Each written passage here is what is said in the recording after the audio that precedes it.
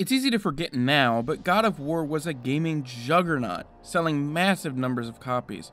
But since it was a PlayStation exclusive, a lot of people felt left out, and a number of developers moved to fill that void on every other platform, trying to make a quick buck off its popularity.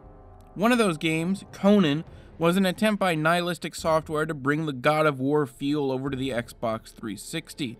Considering it came out just over 2 years after God of War did, it would probably be fair to say it was rushed to market, and it definitely feels that way.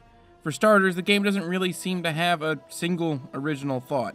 Conan so desperately wants to be God of War.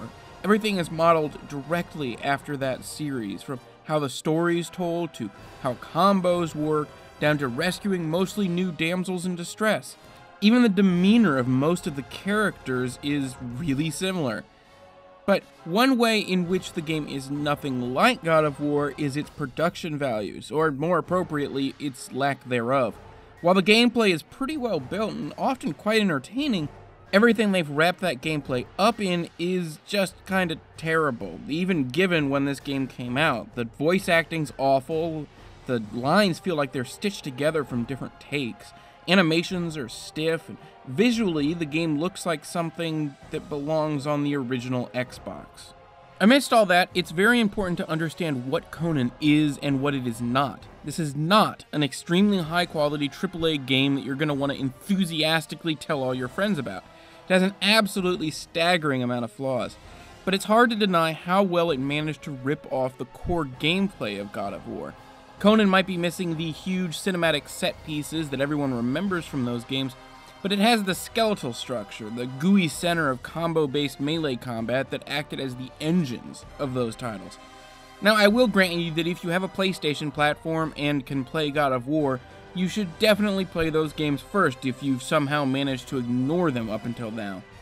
When it comes to this very specific type of game, nothing else has done it quite as well. But a lot of people out there seem to exhaust that well and never really try anything else in the same vein. Something that happens in a lot of genres. The same people who only play Call of Duty and don't touch some of the quote-unquote lesser shooters. And Conan's pretty representative of what can lie outside the established world of good games, which has honestly basically come to mean great games. With such a selection of things to play, it can be hard to find time to play anything less than incredible. And Conan is one of the games that suffers. It isn't perfect, it's nowhere near perfect, it has a slew of issues with it. But it's nevertheless a fun-to-play God of War clone. It's fun enough to make it well worth picking it up, especially given the ridiculously cheap prices that it goes for on the used market. Every Friday, I look at a game that was ignored when it came out, or has been forgotten since. Games that people have missed. If you like that idea, be sure to subscribe so you can see the latest videos.